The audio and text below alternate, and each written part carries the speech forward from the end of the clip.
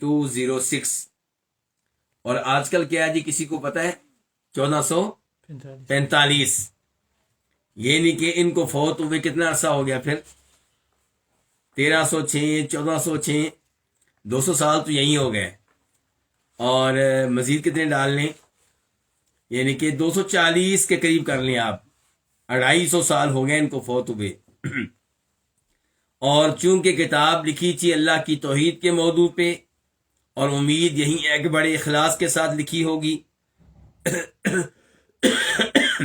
اس لیے اللہ رب العزت نے اس کتاب کو بڑی قبولیت دی اور دیکھیں انہوں نے لکھی تھی سعودی عرب کے شہر ریاض کے قریب کسی ایریے میں بیٹھ کر اور آج یہ کتاب پورے سعودیہ میں پڑھائی جاتی ہے عرب ممالک میں پڑھائی جاتی ہے پاکستان میں پڑھائی جاتی ہے ہندوستان میں پڑھائی جاتی ہے بنگلہ دیش میں پڑھائی جاتی ہے اور دنیا کے بہت سے ممالک میں پڑھائی جاتی ہے اس لیے انسان کو توجہ دینی چاہیے اخلاص پہ اللہ کو راضی کرنے کے لیے عمل کریں اور اللہ تعالیٰ نے اگر اسے قبول کر لیا تو اس میں اللہ بڑی برکتیں ڈال دیں گے اللہ اس میں بڑی خیر ڈال دے گا جیسا کہ ایک حدیث میں آتا ہے کہ ایک آدمی اللہ کی راہ میں ایک کھجور بطور صدقہ دیتا ہے اللہ تعالیٰ اسے قبول کرتے ہیں اپنے دائیں ہاتھ میں لے لیتے ہیں اور اللہ تعالیٰ اس میں اضافہ کرتے رہتے ہیں اس میں برکتیں ڈالتے رہتے ہیں حتیٰ کہ وہ ایک کھجور جو صدقہ کی تھی وہ کیا شکل اختیار کر دیتی پہاڑ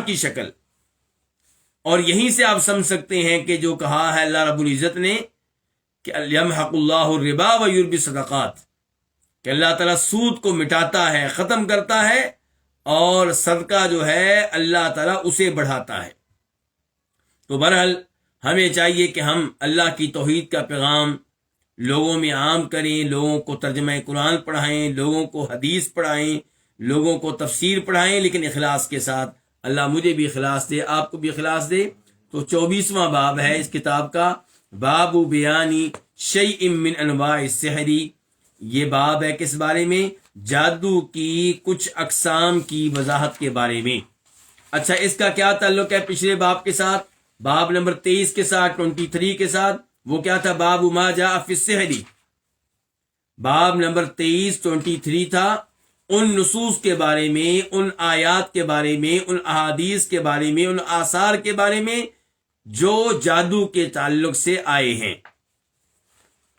اور اب باب نمبر 24 میں 24 میں کیا ہے جادو کی کچھ اقسام کا بیان اس سے مراد وہ اشیاء ہیں وہ چیزیں ہیں جن کے اوپر جادو کا لفظ استعمال کیا گیا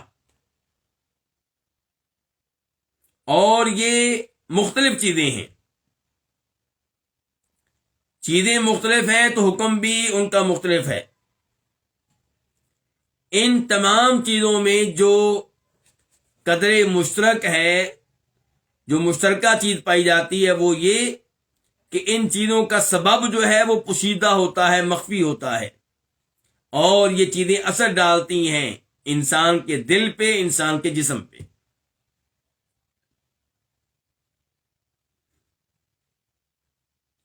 قال احمد رحمہ اللہ امام محمد بن عبد الوہاب رحمہ اللہ کہتے ہیں امام احمد نے کہا یہ امام احمد ابن حنبل 4 اماموں میں سے ایک امام ہم جانتے ہیں کہ 4 امام لوگوں میں بڑی شہرت پا گئے ورنہ ایسا نہیں ہے کہ اللہ کے رسول نے کہا ہو کہ یہ 4 امام ہیں نہ صحابہ نے کہا ان کے بارے میں نہ تابعین نے کہا بلکہ یہ 4 امام شہرت پا گئے ان کو شاگرد ملے ان کا علم آگے پھیلا ورنہ کئی امام ان کے زمانے میں ان جیسے تھے اور کئی علم میں ان سے بھی آگے تھے آپ دیکھیں نا یہ 4 امام مشہور ہوئے تو کیا صحابہ کرام علم میں ان سے پیچھے ہیں بالکل نہیں تابعین ان سے پیچھے ہیں بالکل نہیں لیکن اللہ تعالی جس کو چاہتا ہے جس میدان میں چاہتا ہے شان اور مقام دے دیتا ہے تو امام احمد یہ فقیہ بھی ہیں محدث بھی ہیں کچھ امام ایسے ہیں جو فقاہت میں تو بہت آگے ہیں، حدیث میں پیچھے ہیں، اور امام احمد حدیث میں بھی بہت آگے اور فقاہت میں بھی بہت آگے۔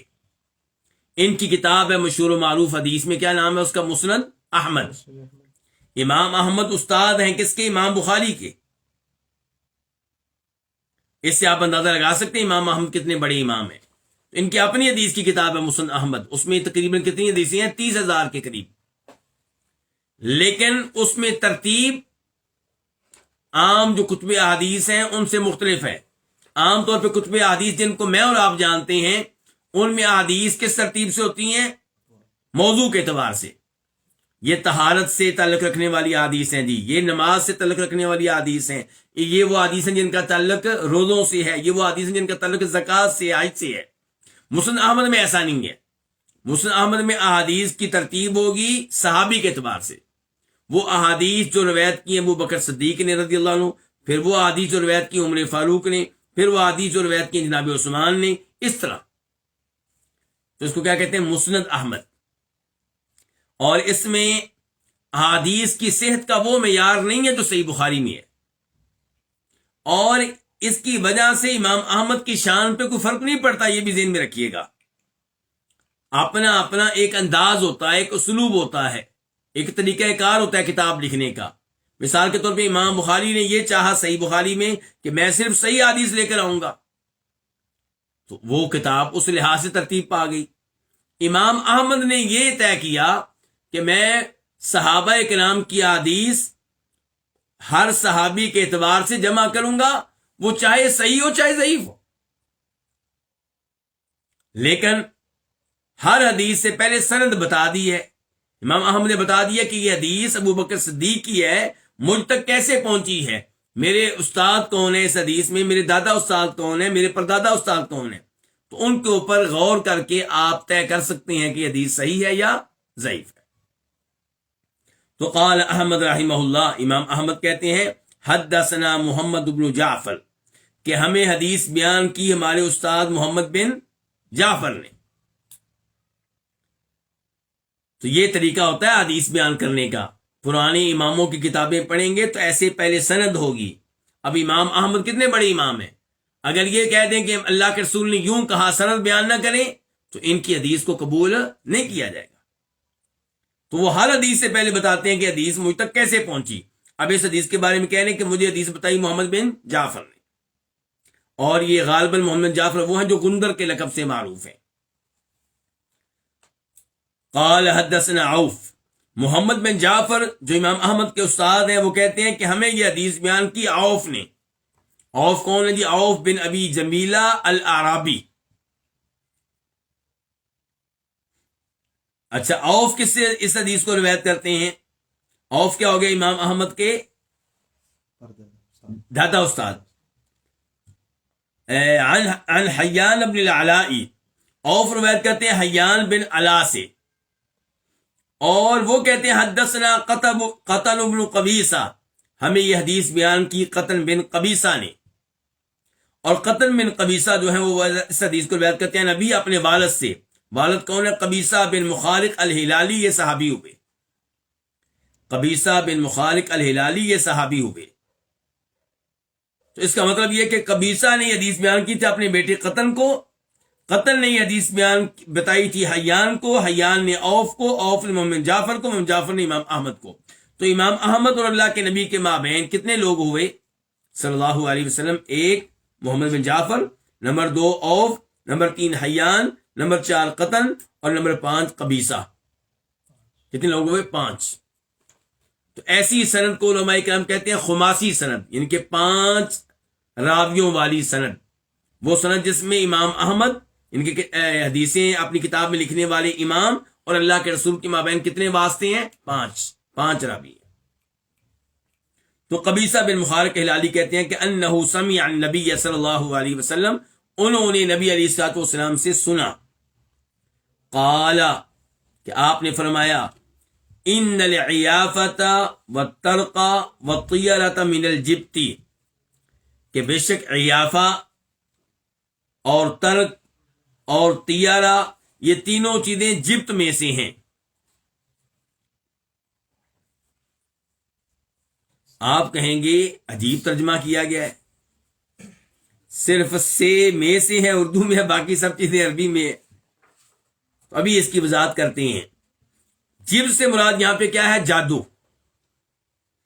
اور اس بارے میں ہم آیت پڑھ چکے ہیں، سورہ نساء کی آیت نمبر 51 اللہ تعالیٰ فرماتے ہیں الم تر الی الذین اوتوا نصیبا من الکتاب یؤمنون بالجبت والطاغوت، کیا آپ نے نہیں دیکھا اہل کتاب کی طرف، یہودیوں کی طرف، یہ ایمان لاتے ہیں جبت پہ اور طاغوت پہ۔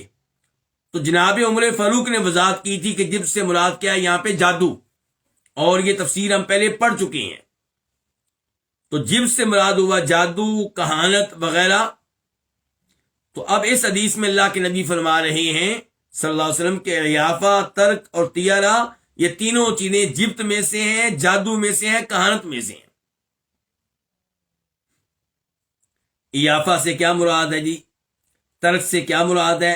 عیافہ سے مراد ہے کہ پرندوں کو اڑانا، انہیں ڈانٹنا، اڑنے پہ مجبور کرنا۔ کس کام کے لیے؟ فال لینے کے لیے۔ یعنی کہ آج آپ نکلنا چاہتے ہیں اور آپ نے کوئی بڑی کاروباری ڈیلنگ کرنی ہے، آپ نے گاڑی خریدنی بڑی مہنگی، آپ نے پلاٹ خریدنا بڑا مہنگا، آپ کو سمجھ نہیں آ رہی کہ میں اس کام کے لیے آج جاؤں کہ نہ جاؤں، یہ گاڑی خریدنی چاہیے کہ نہیں خریدنی چاہیے۔ تو آپ کیا کرتے ہیں؟ آپ کسی پرندے کو اڑاتے ہیں، یہ سوچ کر کہ اگر یہ دائیں جانب اڑے گا تو اس کا مطلب ہے کہ میرا آج کا معاملہ خیر کا معاملہ ہے، مجھے جانا چاہیے۔ اور اگر یہ اڑ کے گیا کس طرف؟ میری بائیں طرف، اس کا مطلب یہ ہے کہ آج اس معاملے کے لیے جانا درست نہیں ہے، یا یہ گاڑی خریدنا میرے لیے درست نہیں ہے، اس میں نحوست ہوگی، تو میں آج نہیں جاؤں گا۔ تو پرندوں کے ذریعے فال لینا، فال نکالنا، پرندے کو آپ اڑنے پہ مجبور کریں گے اور دیکھیں گے دائیں طرف مڑتا ہے یا بائیں طرف، یا آپ یہ جانتے ہیں کہ جس شہر کی طرف میں جا رہا ہوں وہ میرے بائیں سائڈ پہ ہے یا دائیں سائڈ پہ ہے۔ اب آپ دیکھیں گے پرندہ ادھر جاتا ہے تو پھر آپ کہیں گے میں جاؤں گا، آج کا یہ کام میرا اور سفر اچھا ہوگا، اور اگر یہ کسی اور جانب جاتا ہے تو میں آج نہیں جاؤں گا۔ تو پرندوں کے ذریعے اس انداز سے فال لینا، فال نکالنا، یہ کیا ہے؟ عیافہ ہے۔ تو اللہ کے نبی فرما رہے ہیں العیافہ، یہ پرندوں کے ذریعے پرندوں کو اڑا کر فال لینا، یہ جادو کی اقسام میں سے قسم ہے۔ ہمارا باب کیا تھا؟ جادو کی کچھ اقسام کا بیان۔ تو حدیث میں کیا آ گیا کہ پرندوں کو اڑا کر فال لینا یہ جادو میں سے ہے، جبت میں سے ہے۔ نمبر 2 کیا؟ ترک۔ ترک کیا ہے؟ زمین میں لکیریں کھینچ کر کیا کرنا؟ کوئی نتیجہ نکالنا۔ جیسے آج کل آپ نے دیکھا ہوگا کئی نجومی حضرات کیا کرتے ہیں، ہمارے ہاتھ کی کیا دیکھتے ہیں؟ لکیریں، اور لکیریں دیکھ کے بتاتے ہیں کہ آپ کی شادی ہوگی کہ نہیں ہوگی، آپ کو اولاد ملے گی کہ نہیں ملے گی، آپ کو رزق ملے گا کہ نہیں ملے گا، آپ کو یہ جاب ملے گی کہ نہیں ملے گی، آپ کی اس لڑکی سے شادی ہوگی یا نہیں ہوگی۔ غیب کی خبریں دیتے ہیں ہمارے ہاتھ کی لکیریں دیکھ کر۔ ایسے ہی زمین میں لکیریں ڈال کر کوئی نتیجہ نکالنا، اس کو کیا کہتے ہیں؟ ترک۔ تو اللہ کے نبی علیہ السلام فرما رہے ہیں کہ یہ بھی کس میں سے ہے؟ جبت میں سے ہے، جادو میں سے، جادو کے اقسام میں سے قسم ہے۔ والطیارہ، طیارہ کسے کہتے ہیں؟ کسی بھی طریقے سے بدشگونی لینا، کوئی بھی طریقہ اختیار کر کے بدشگونی لینا، یہ بھی جبت میں سے۔ مثال کے طور پہ 13 کا ہندسہ، اس کو منحوس جاننا۔ گاڑی خریدنے گئے تھے تو اس کی نمبر پلیٹ دیکھی تو اس میں کیا تھا؟ 13۔ کہا جی یہ گاڑی نہیں منحوس ہے، میں نہیں خریدوں گا۔ بیٹے کی شادی کی تاریخ رکھنے لگے تو انہوں نے کہا جی 13 طریقہ، نہیں نہیں نہیں نہیں نہیں، یہ دن نہیں رکھنا، یہ بڑا منحوس دن ہے۔ آپ نے موبائل نمبر میں 13 کا ہنسا آ گیا، منحوس ہے جی۔ تو کسی ہنسے کو منحوس جاننا یا کسی آواز کو منحوس جاننا، بلی کو منحوس جاننا، کسی بھی ایسی چیز کو منحوس جاننا، یہ کیا ہے؟ طیارہ۔ اور اللہ کے نبی فرما رہے ہیں یہ جبت میں سے ہے، جادو کے اقسام میں سے ایک قسم ہے۔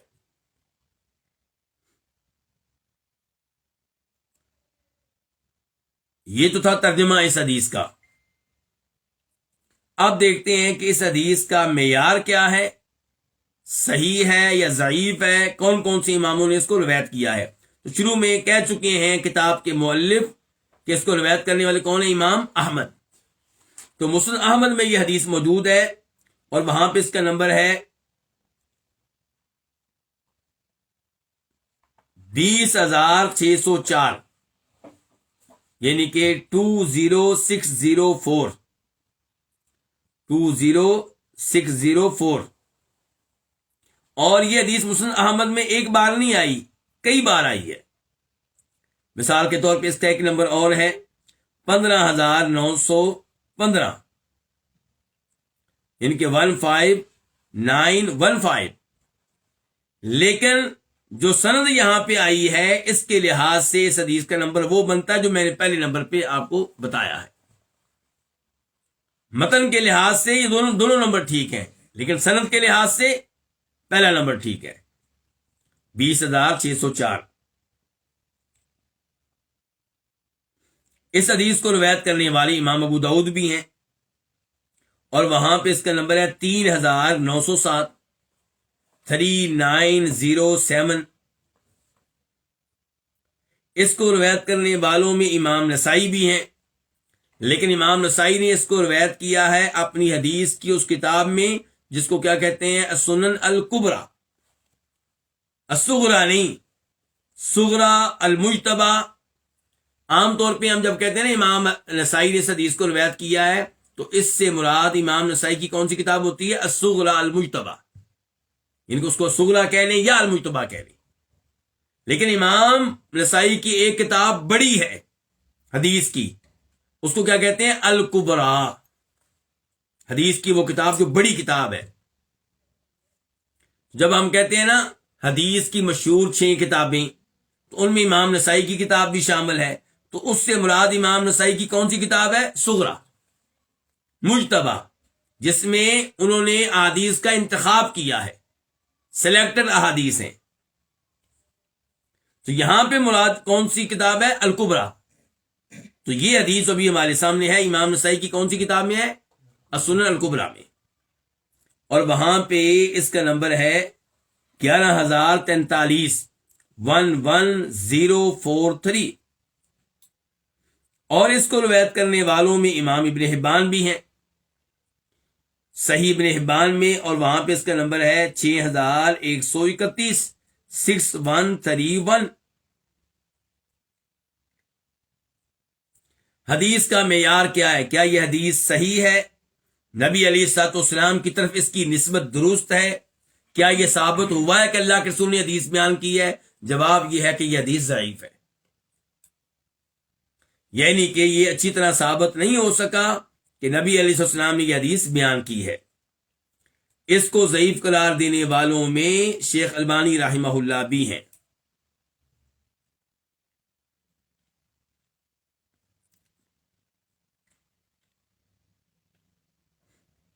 یہ جو راوی ہیں اس کی سند میں حیان بن علا، ان کی وجہ سے یہ حدیث جو ہے ضعیف قرار پائی ہے۔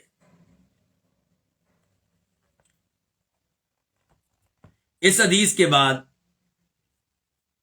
قال عوف، یہ قال عوف کس کے الفاظ ہیں؟ امام احمد کے، اللہ آپ کو جزائے خیر دے، یعنی کہ امام محمد بن عبد الوہاب جو ہماری کتاب کے مؤلف ہیں ان کے الفاظ نہیں ہیں۔ امام احمد نے حدیث بیان کی اور امام احمد ہی کہہ رہے ہیں قال عوف، کہ عوف نے کہا۔ اور عوف کون ہے؟ حدیث کے راویوں میں سے ایک راوی ہیں جو امام احمد کے کیا لگتے ہیں؟ دادا استاد، عوف بن ابی جمیلہ العرابی۔ تو یہ عوف کہتے ہیں العیافۃ زجر الطیر، الیافہ کا مطلب کیا ہے؟ الیافہ لفظ کا مفہوم کیا ہے جو حدیث میں آیا لفظ یافہ؟ کہتے ہیں اس کا مطلب ہے زجر الطیری، پرندوں کو ڈانٹنا۔ تو کیوں ڈانٹیں گے؟ تاکہ وہ اڑے اور پتہ چلے کہ میری دائیں طرف جاتے ہیں یا بائیں طرف۔ دائیں طرف جائیں گے تو میرا آج یہ کام کرنا ٹھیک ہے، میرا آج یہ سفر کرنا ٹھیک ہے، میرا آج یہ گاڑی خریدنا ٹھیک ہے، میرا آج یہ پلاٹ خریدنا ٹھیک ہے، اور اگر بائیں طرف جائیں تو نہیں۔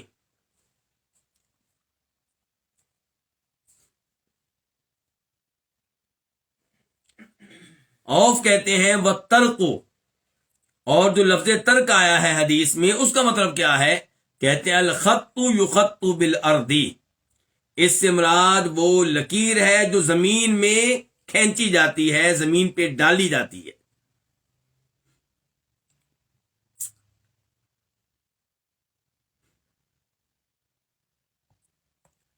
زمین میں لکیریں کھینچ کر کوئی نتیجہ نکالنا، اس کو کیا کہتے ہیں جی؟ علم رمل۔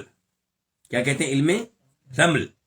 رمل بنیادی طور پہ کس کو کہتے ہیں؟ ریت کو، چونکہ لوگ یہ کام کیا کرتے تھے ریت میں لکیریں کھینچ کر، تو اس لحاظ سے اس کا نام علم رمل پڑ گیا۔ ورنہ آج اگر آپ ریت کی بجائے دوسری مٹی میں بھی یہ کام کریں گے تب بھی اس کو کیا کہا جائے گا؟ علم رمل کہا جائے گا۔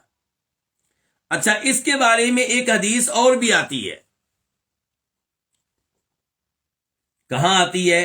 مسلم شریف میں، ابو داؤد میں، مسلم شریف میں اس کا نمبر ہے 537، 537، اور راوی ہے معاویہ بن حکم السلمی۔ یہ معاویہ، ان صحابی کا نام بھی کیا؟ معاویہ۔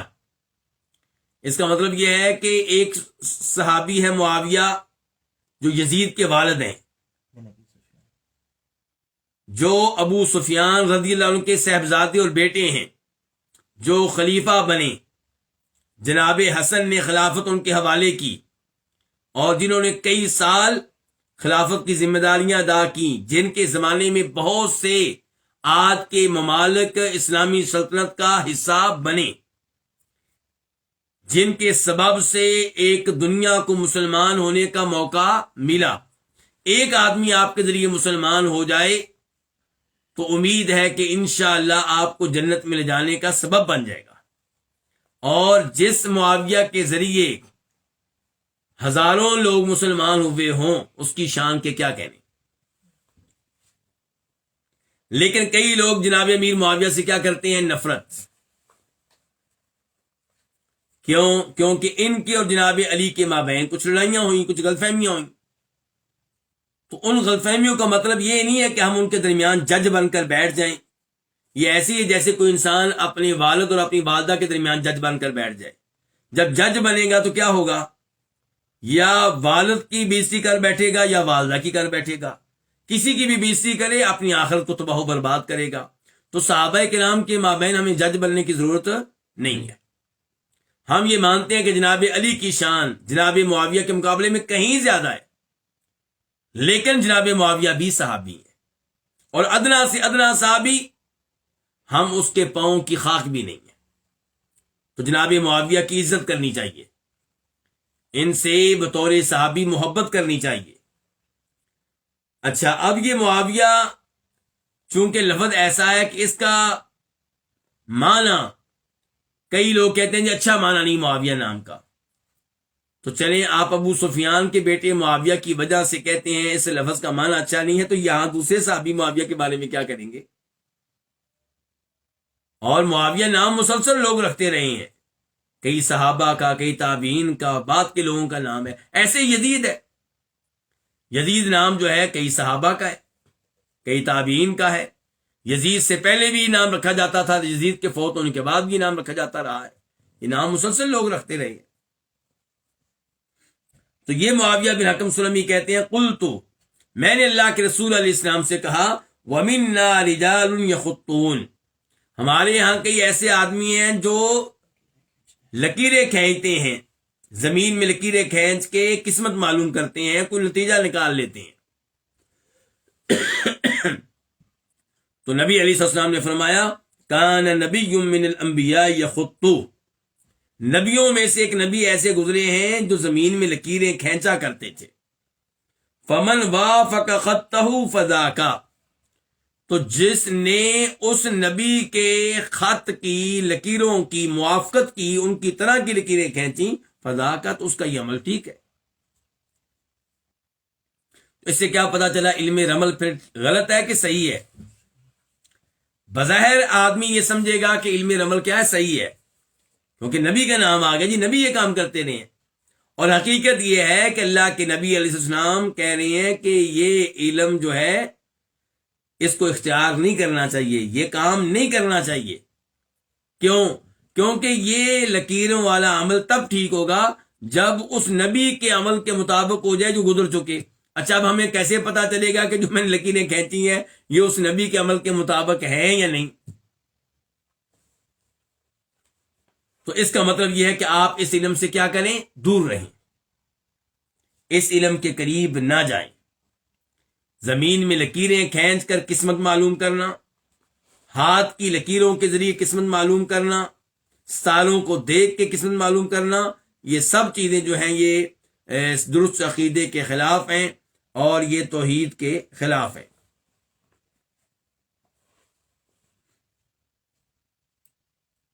اچھا، یہ ابھی ہم وضاحت پڑھ رہے تھے کس کی؟ اوف کی۔ اوف راوی نے حدیث میں آنے والے الفاظ کی وضاحت کی ہے۔ اچھا، یہ وضاحت جو ہے اس کو بھی کس نے روایت کی؟ امام احمد نے۔ امام احمد نے اس کو روایت کیا، اور دیگر کون ہے اس کو روایت کرنے والے؟ امام ابو داؤد۔ امام ابو داؤد جب اس کو روایت کرتے ہیں تو اس کے بعد شیخ البانی اوف کی اس وضاحت اور اس تفسیر کے اوپر حکم کیا لگاتے ہیں؟ کہتے ہیں اوف سے یہ الفاظ ثابت ہیں۔ شیخ البانی کیا کہتے ہیں کہ حدیث تو پیچھے ضعیف تھی، لیکن یہ وضاحت جو اوف نے پیش کی ہے یہ ان سے ثابت ہے، باقی انہوں نے پیش کی ہے۔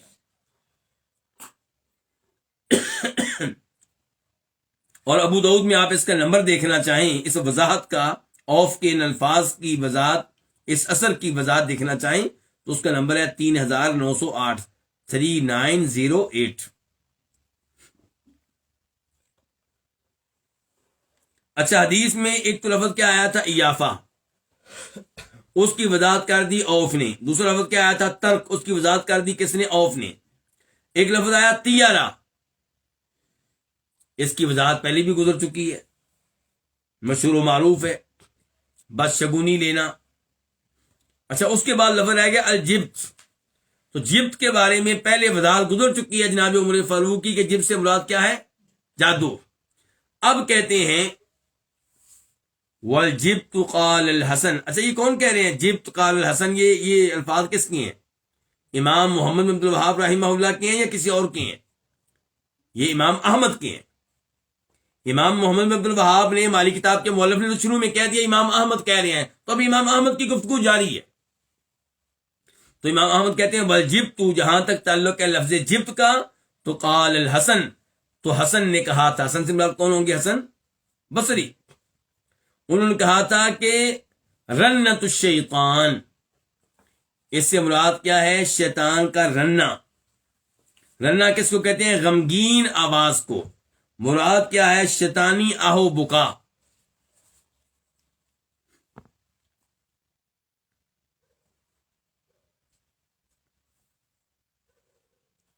لیکن یہاں پہ ایک بات یاد رہے کہ یہ لفظ جو ہے نا رنت الشیطان، جب مسند احمد کو آپ دیکھیں گے تو وہاں یہ لفظ آپ کو نہیں ملے گا۔ وہاں پہ کیا ملے گا؟ انہ الشیطان، کہ جب سے مراد کون ہے؟ شیطان۔ اور یہی مناسب معلوم ہوتا ہے۔ مسند احمد میں کیا ہے؟ جب آپ حدیث کا نمبر نکالیں گے 20603، 20603، تو آپ کو پتا چلے گا وہاں پہ الفاظ کیا ہے؟ انہ الشیطان، رنت الشیطان نہیں بلکہ انہ الشیطان، یعنی کہ جبت کیا ہے؟ یہ شیطان ہے، شیطان، شیطانی اعمال۔ امام محمد بن عبد الوہاب رحمہ اللہ کہتے ہیں اسناد جید، اس حدیث کی سند عمدہ ہے، لیکن صحیح بات کیا ہے کہ اس کی سند کیا ہے؟ ضعیف ہے، جیسا کہ شیخ البانی رحمہ اللہ نے اس کے اوپر حکم لگایا ہے۔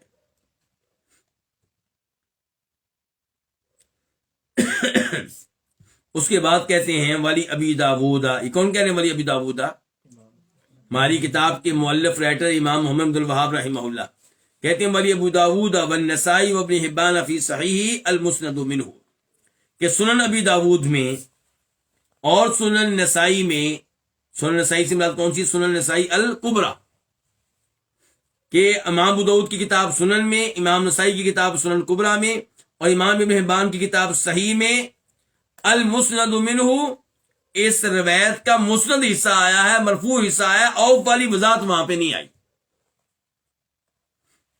امام محمد بن عبد الوہاب رحمہ اللہ ہماری کتاب کے مؤلف کہنا چاہتے ہیں کہ یہ اوف والی جو وضاحت ہے یہ سنن نبی داؤد میں موجود نہیں ہے، وہاں پہ بس اللہ کے رسول کے الفاظ ہیں کہ یافا، ترک اور تیارہ جبت میں سے ہیں،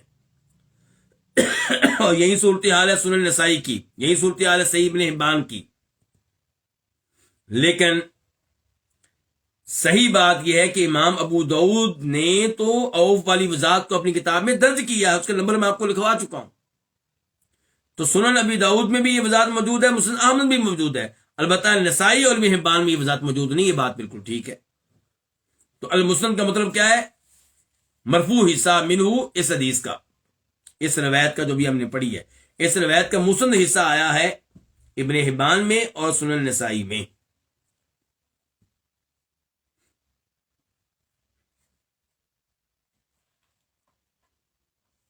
اب ہم آتے ہیں ایک اور حدیث کی طرف۔ امام محمد بن الوہاب رحمہ اللہ کہتے ہیں وعن ابن عباس رضی اللہ عنہما قال، روایت ہے جناب عبداللہ بن عباس رضی اللہ عنہما سے، قال، انہوں نے کہا، قال رسول اللہ صلی اللہ علیہ وسلم، کہ اللہ کے رسول صلی اللہ علیہ وسلم نے فرمایا، من اقتبس شعبۃ من النجوم فقد اقتبس شعبۃ من السحر زاد ما زاد۔ عبداللہ ابن عباس رضی اللہ عنہما سے روایت ہے، وہ کہتے ہیں کہ فرمایا رسول اللہ صلی اللہ علیہ وسلم نے، من اکتسب، جس نے حاصل کیا، جس نے سیکھا، جس نے لیا، شعبۃ من النجوم، علم نجوم کا ایک حصہ، شعبہ کا معنی کیا؟ ایک حصہ، فقد اقتبس شعبۃ من السحر، پس یقیناً اس نے جادو کا ایک حصہ لیا ہے، جادو کا ایک حصہ سیکھا ہے۔ اس سے کیا پتا چلا کہ علم نجوم کا ایک شعبہ ایسا ہے، علم نجوم کے علوم میں سے ایک علم ایسا ہے جس کا تعلق کس سے ہے؟ جادو سے ہے، جو جادو کا حصہ بنتا ہے، جادو کی قسم بنتی ہے۔ اس وضاحت سے پتا چلا کہ اس حدیث کا باب کے ساتھ تعلق بالکل ٹھیک ہے۔ پہلی حدیث سے پتا چلا تھا کہ یافا، ترک اور تیارہ، یہ تینوں چیزیں جادو کے اقسام میں سے ہیں۔ اس حدیث سے پتا چلا کہ ستاروں کے بارے میں جو علوم ہیں، ان علوم میں سے ایک علم جو ہے وہ جادو کے اقسام میں سے ہے۔ یہاں میں وضاحت کر دوں کہ ہمارے سامنے جو حدیث ہے اس میں کیا؟ من اکتسب شعبہ، شعبہ کے الفاظ ہیں نا، لیکن جب آپ کھولیں گے سنن ابن ماجہ، جب آپ کھولیں گے سنن ابی داؤد، جب آپ کھولیں گے مسند احمد، تو وہاں پہ الفاظ ہے من اکتسب علما من النجوم، جس نے سیکھا نجوم کے علوم میں سے ایک علم، تو اس نے جادو کے ایک حصے کو لیا، ایک حصے کو سیکھا۔ اس کے بعد کیا الفاظ ہے؟ زادہ ما زادہ، وہ زیادہ بڑھ جائے گا، وہ بڑھا لے گا، دونوں معنی ٹھیک ہیں، وہ بڑھا لے گا کون؟ علم نجوم میں، نجوم کے علوم میں سے وہ علم سیکھنے والا جس کا تعلق جادو سے ہے، تو وہ بڑھا لے گا جادو کو، ما زادہ، جس قدر وہ بڑھا لے گا علم نجوم کو۔ نجوم کے بارے میں جو علوم ہیں ان میں سے ایک علم کا تعلق جادو سے ہے، تو جو علم نجوم میں آگے بڑھے گا وہ جادو میں آگے بڑھے گا، جو اس علم نجوم کو زیادہ سیکھے گا وہ جادو کو زیادہ سیکھ رہا ہے۔ یعنی کہ وہ خیر حاصل نہیں کر رہا، وہ خطرناک چیز حاصل کر رہا ہے، خبردار ہو جائے، توجہ کرے۔ رواہ، اس حدیث کو روایت کیا کس نے؟ امام ابو داؤد نے، اور نمبر ہے وہاں پہ 3905، 3905، اور امام ابن ماجہ نے، اور نمبر ہے وہاں پہ 3726، 3726، اور اس کو روایت کیا امام احمد نے، اور نمبر ہے 2000،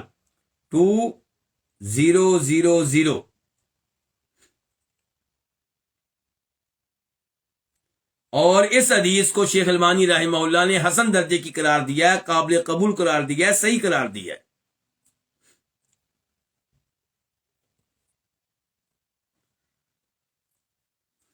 اچھا، ستاروں کے بارے میں کئی علوم ہیں۔ ایک یہ ہے کہ ستاروں کے ذریعے جاننا کن کو؟ راستوں کو۔ رات کے ٹائم ستاروں کے ذریعے معلوم کرنا کہ مشرق کدھر ہے، مغرب کدھر ہے۔ ایک آدمی مشرق کی طرف جانا چاہتا ہے، مغرب کی طرف نہیں، سمندر میں اس کی کشتی چل رہی ہے۔ اب ذرا سمندر میں ستاروں کے علاوہ اور کوئی راستہ نہیں اس کے پاس معلوم کرنے کا کہ مشرق کدھر ہے، مغرب کدھر ہے۔ پرانے زمانے کے لحاظ سے بات کر رہا ہوں، ابھی تو جدید حالات آ چکے ہیں نا۔ تو ستاروں کے ذریعے راستہ معلوم کرنا، مشرق کو، مغرب کو، قبلہ کو، مکہ کو، مدینہ کو، یہ بھی ستاروں کے بارے میں ایک علم ہے۔ کیا یہ ناجائز ہے؟ نہیں، یہ جائز ہے۔ کیا اس علم کو جادو والا علم کہیں گے؟ بالکل نہیں کہیں گے۔ ستاروں کے ذریعے معلوم کرنا کہ گرمیوں کا موسم کب آ رہا ہے، سردیوں کا موسم کب آ رہا ہے، تو یہ روٹین کی معلومات ہیں، تو اس کا بھی جادو وغیرہ سے کوئی تعلق واسطہ نہیں ہے۔ لیکن ستاروں کے ذریعے یہ معلوم کرنا کہ شادی کب ہوگی، جاب کب ملے گی، اولاد کب ملے گی کہ نہیں ملے گی، ایسی چیزیں معلوم کرنا، مستقبل کے امور کو معلوم کرنا، یہ کیا ہے؟ یہ جادو کی قسم ہے۔ جادو میں بھی یہی دعویٰ ہوتا ہے نا، جادو میں بھی علم غیب ہوتا ہے۔ جادو میں آپ دعویٰ کرتے ہیں کہ جس کے ذریعے میں جادو کر رہا ہوں وہ غیب جانتا ہے، اور جادو میں وہ شیطانوں کی مدد لیتا ہے، تو اس لحاظ سے جادو غلط ہے۔ جادو انسان کو کفر میں مبتلا کر دیتا ہے۔ تو یہ ستاروں کے ذریعے مستقبل کے حالات معلوم کرنا، یہ چیز انسان کو جادو میں مبتلا کر دیتی ہے، یعنی کہ انسان کفر میں داخل ہو جاتا ہے۔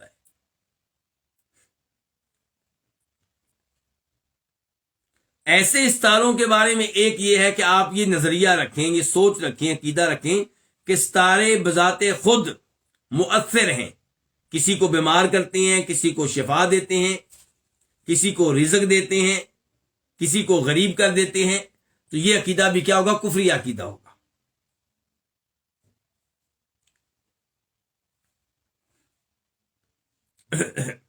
تو اس حدیث میں گویا کہ علم نجوم کا بیان ہوا ہے۔ کس کا بیان ہوا ہے؟ علم نجوم کا۔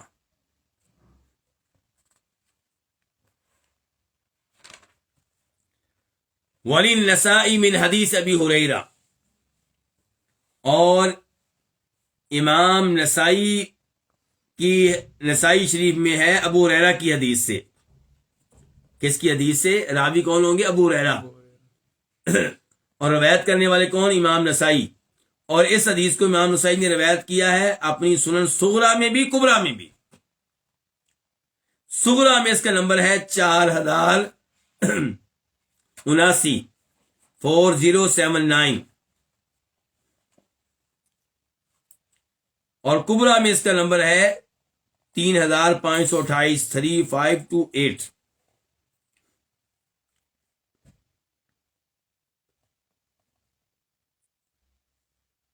یہ حدیث بھی پڑھنے لگے ہیں، اس کو بھی شیخ البانی رحمہ اللہ نے ضعیف قرار دیا ہے، لیکن اس کا معنی، اس کا مفہوم وہ دیگر نصوص کے ذریعے ثابت ہے کہ وہ ٹھیک ہے۔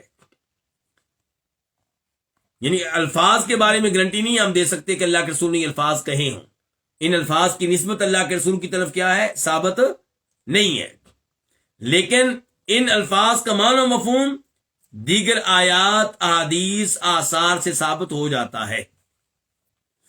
تو امام نسائی میں ہے ابو ہریرہ کی حدیث سے کہ فرمایا نبی علیہ السلام نے، من عقد عقدۃ، جو کوئی گرہ باندھے، کیا کرے، کوئی گرہ باندھے، کہیں پہ گرہ لگائے، ثم نفث فیہا، پھر پھونک مارے اس میں، کس میں، اس گرہ میں، فقد سحرا، تو یقیناً اس نے جادو کیا۔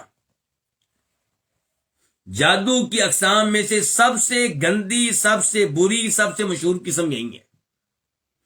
عام طور پہ لفظ جادو کا استعمال اسی کے اوپر ہوتا ہے، گرہ باندھی جاتی ہے، اس کے اوپر کچھ پڑھا جاتا ہے، پڑھ کے پھونک ماری جاتی ہے، اور اس عمل میں مدد لی جاتی کن سے، شیطانوں سے۔ اس عمل کے لیے شیطانوں کو راضی کیا جاتا ہے، ان کی عبادت کی جاتی ہے، ان کو سجدے کیے جاتے ہیں، ان کے نام پہ جانور ذبح کیے جاتے ہیں۔ تو فرمایا نبی علیہ السلام نے، اور بلکہ قرآن کی آیت مجھے یاد آ گئی، وَمِن شَرِّ النَّفَّاثَاتِ فِی الْعُقَدِ، کہ میں پناہ میں آتا ہوں، اللہ کی پناہ میں آتا ہوں گرہیں باندھ کر ان میں پھونک مارنے والی جادوگرنیوں کے شر سے بچنے کے لیے۔ تو من عقد عقدۃ، جو گرہ باندھے کوئی، پھر اس میں پھونک مارے، فقد سحرا، تو یقیناً اس نے جادو کیا ہے، ومن سحر فقد اشرک، اور جس نے جادو کیا تو اس نے یقیناً شرک کیا ہے، کیونکہ جادو شرک کے بغیر ممکن نہیں ہے۔ شیطانوں سے مدد لینا، غیر اللہ سے مدد لینا، یہ بھی شرک ہے، اور ان شیطانوں سے مدد لینے کے لیے ان کے نام پہ بکرے ذبح کرنا، انہیں سجدے کرنا، یہ بھی شرک ہے۔ ومن تعلق شیئا وکل الیہ، اور جو کوئی چیز لٹکا لے اپنے بازو میں، اپنے گلے میں، تعویذ کے طور پہ کسی شر سے بچنے کے لیے، نظر بد سے بچنے کے لیے، تو جو کوئی چیز لٹکا لے تو وکیل علیہ، اسے اس چیز کے سپرد کر دیا جاتا ہے، یعنی کہ اللہ کی مدد سے ایسا انسان محروم ہو جاتا ہے، اللہ اس کو اس چیز کے حوالے کر دیتے ہیں جس کے اوپر اس نے اعتماد کیا ہے، غیر شرعی سبب اختیار کر کے۔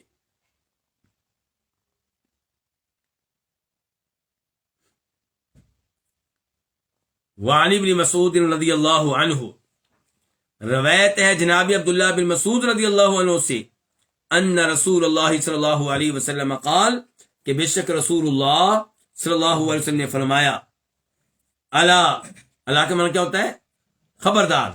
یہ الفاظ کیوں آتے ہیں؟ یہ الفاظ اس لیے استعمال کیے جاتے ہیں تاکہ وہ جس سے آپ گفتگو کرنے لگے ہیں وہ متوجہ ہو جائے، وہ اپنا دھیان مکمل طور پہ آپ کی طرف کر لے، وہ آپ کی گفتگو کو دھیان سے سنیں۔ تو الا خبردار، هل انبئکم، کیا میں تمہیں بتاؤں، کیا میں تمہیں خبر دوں، مل عدہ، کہ عدہ کیا ہے، عدہ کس کو کہتے ہیں؟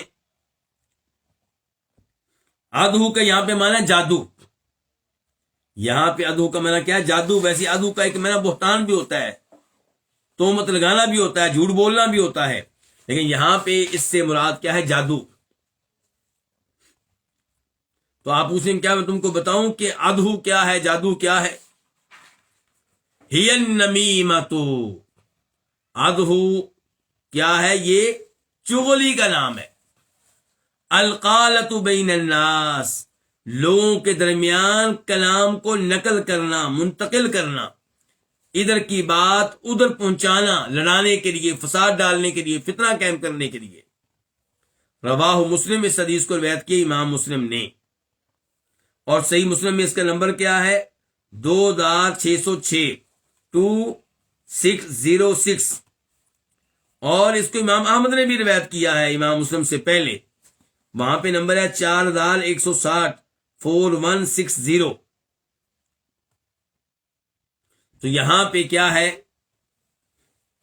کہ نبی علیہ السلام کہتے ہیں کیا تمہیں بتاؤں عدو کیا ہے؟ پھر بتایا کہ اس سے مراد کیا نمیمہ، اور نمیمہ کی وضاحت تعریف آپ نے کیا کی، القالۃ بین الناس، لوگوں کے درمیان گفتگو کو منتقل کرنا، ادھر کی بات ادھر پہنچانا، کس کام کے لیے؟ لڑانے کے لیے. یعنی کہ ایک آدمی نے دوسرے کی عدم موجودگی میں اس کے خلاف کوئی بات کی. اب جس نے بات کی اس نے نیکی کی کہ گناہ کیا؟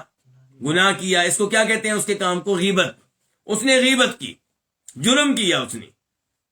اب آپ نے اس کی اس غیبت کو، اس کی اس گفتگو کو اس آدمی تک پہنچا دیا جو موجود نہیں تھا. کیوں پہنچایا آپ نے؟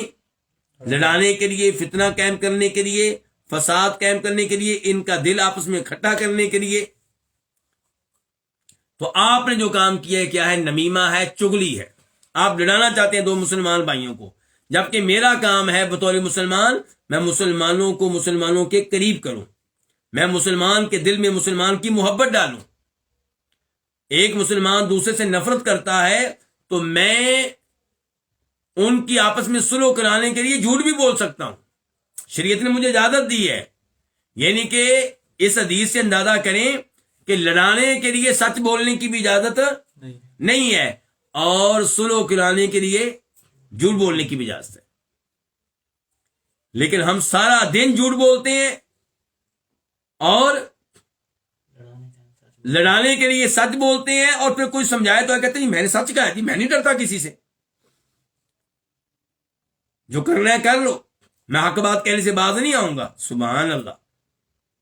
لڑانے کے لیے آپ کو سچ بولنے کا شوق ہے، اور ان سے بھی بڑے مجرم وہ ہیں جو لڑانے کے لیے کیا بولتے ہیں؟ جھوٹ بولتے ہیں.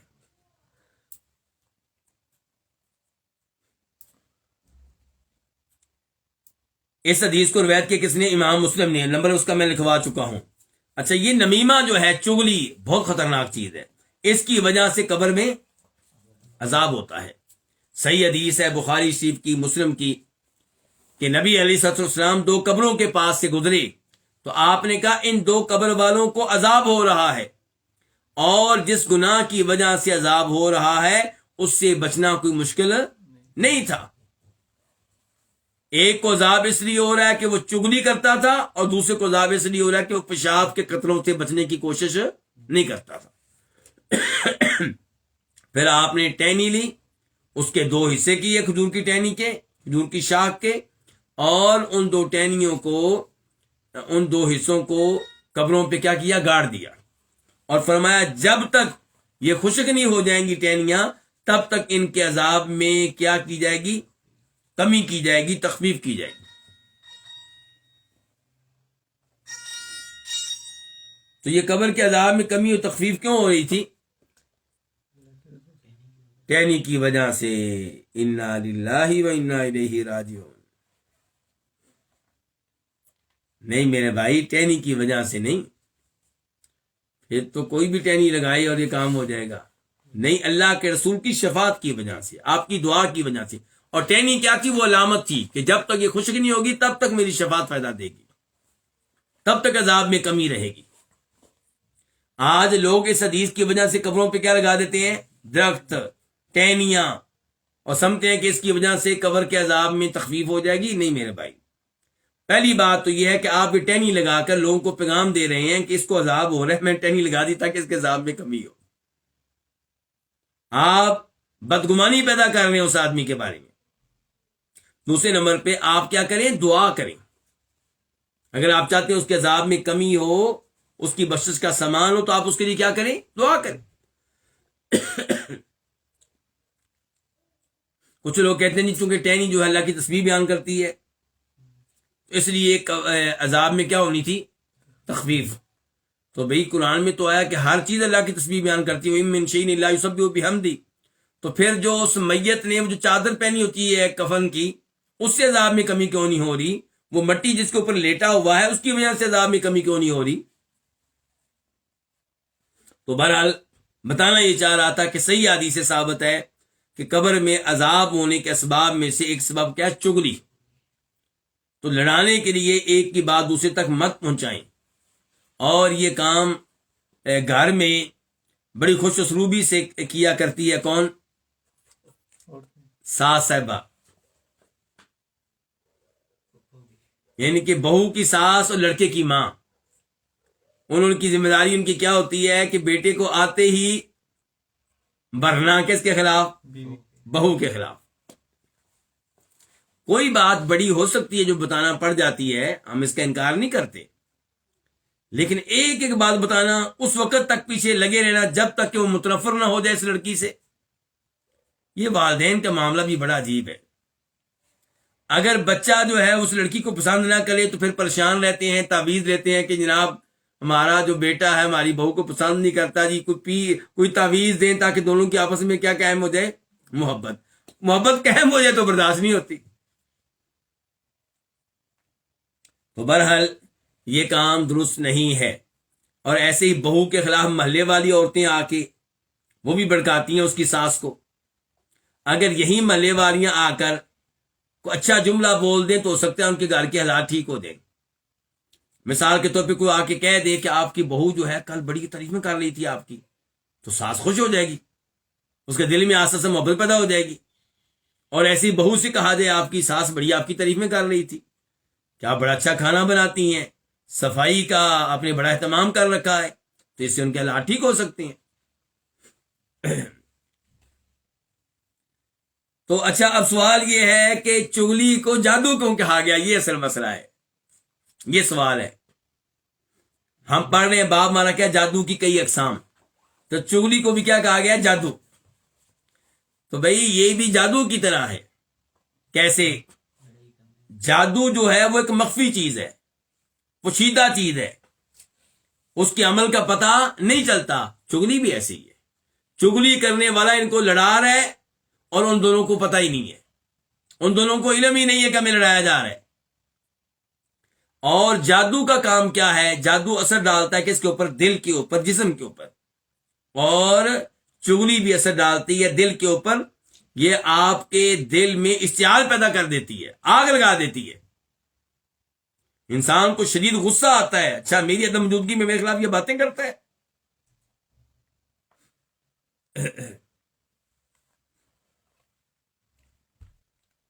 وَلَهُمَا، اور ان دونوں کی روایت ہے. کن دونوں کی؟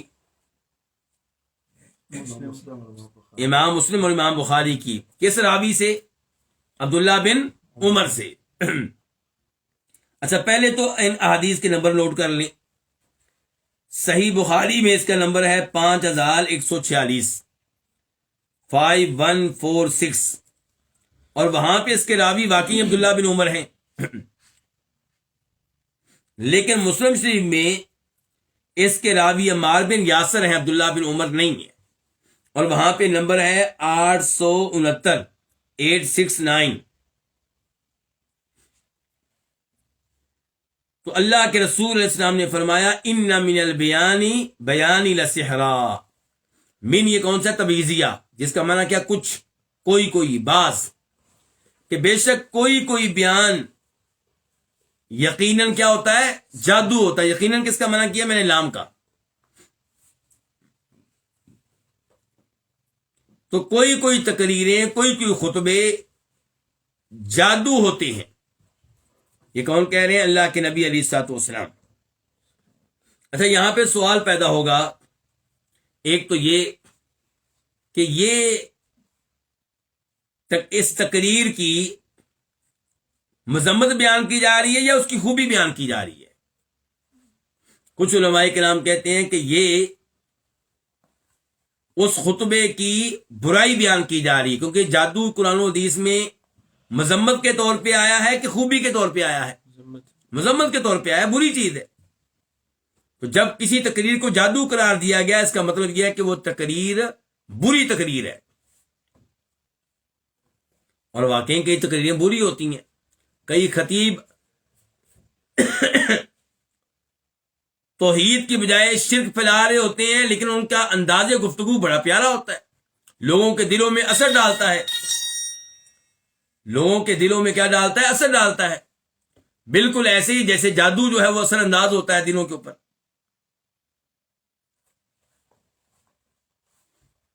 اور کچھ علماء کرام کہتے ہیں کہ یہاں پہ تقریر کی خوبی بیان کی گئی ہے کہ بعض تقریریں ایسی ہوتی ہیں، بعض خطبے اتنے فصیح و بلیغ ہوتے ہیں، فصاحت و بلاغت پہ مشتمل ہوتے ہیں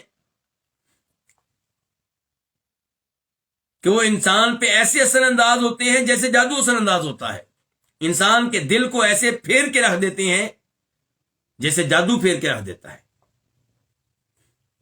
تو کچھ علماء کرام کا موقف یہ ہے کہ یہاں پہ تقریر کی خوبی بیان کی گئی ہے، کچھ کیا کہتے ہیں مذمت بیان کی گئی ہے۔ اچھا، ذرا اس حدیث کے پس منظر کو آپ لے لیں، وہ کیا ہے، شاید اس سے سمجھ آ جائے کہ یہاں پہ خوبی بیان کی گئی ہے کہ مذمت بیان کی گئی ہے۔ مسلم شریف میں اگر آپ آ جائیں تو وہاں پہ راوی کون تھے؟ عمار بن یاسر۔ تو وہاں پہ وضاحت آئی ہے کہ عمار بن یاسر نے خطبہ دیا، بڑا شاندار خطبہ۔ تو کسی نے کہا کہ عمار، آپ خطبہ اور لمبا کرتے، آپ کا خطبہ بڑا ہی شاندار تھا، بڑا ہی عمدہ تھا۔ تو عمار بن یاسر نے اس موقع پہ کہا کہ اللہ کے رسول نے کہا تھا انما البیان لسحرا۔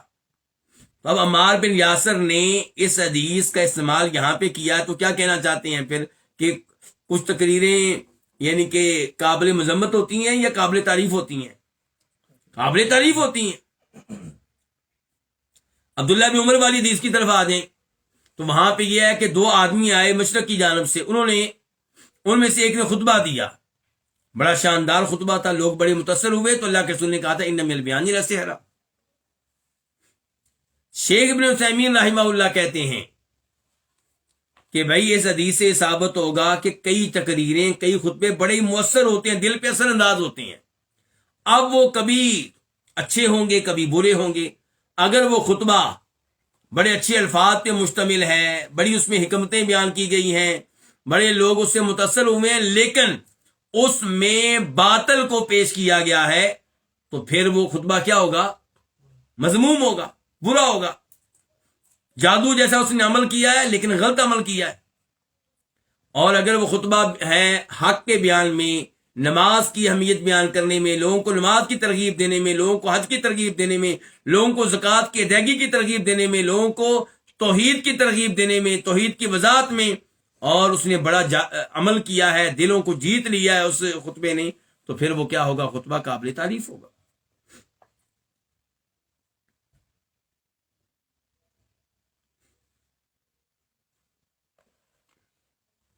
تو بہرحال یہاں پہ کچھ تقریروں کو کیا کہا گیا؟ جادو۔ اس کا مطلب ہے کہ کچھ تقریریں کیا ہوتی ہیں؟ جادو ہوتی ہیں۔ تو کیوں جادو کہا گیا ہے؟ کہ جادو جو ہے وہ دلوں پہ اثر انداز ہوتا ہے، تو کئی تقریریں بھی دلوں پہ کیا ہوتی ہیں؟ اثر انداز ہوتی ہیں۔ فیہ مسائل، اس باب میں کئی مسائل ہیں۔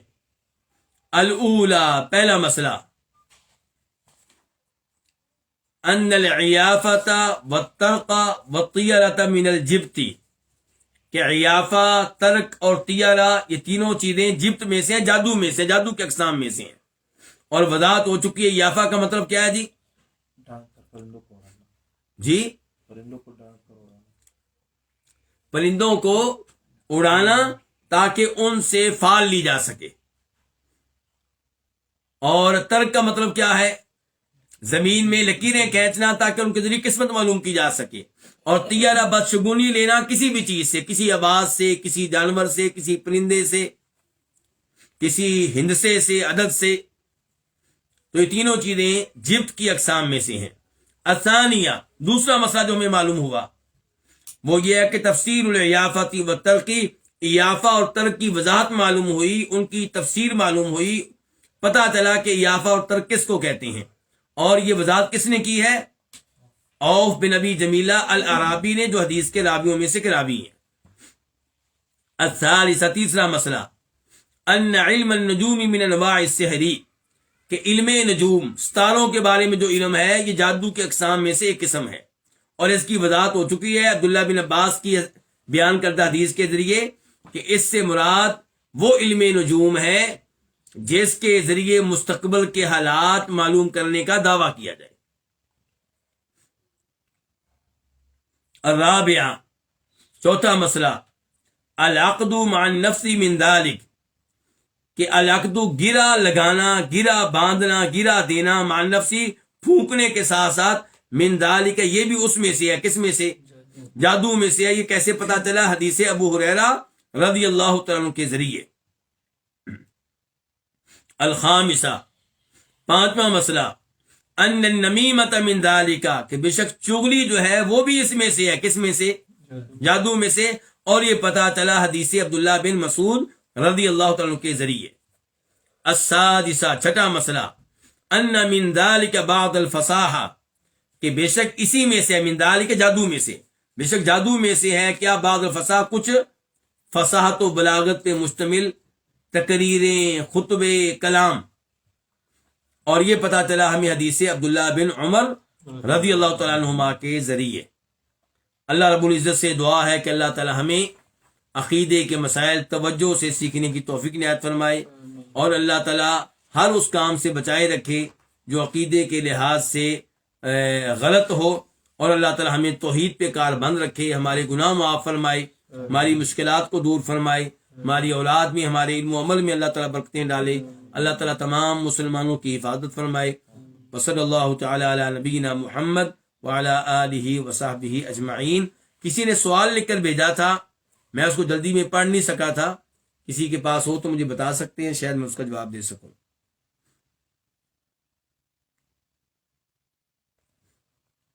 چلیں پھر، کوئی بتانے والا نہیں تو پھر اللہ حافظ۔ سوال لکھا ہوا آیا تھا لیکن ظاہر جلدی میں دیکھ نہیں سکا اس کو۔ اجازت چاہوں گا آپ سے۔ بارک اللہ فیکم۔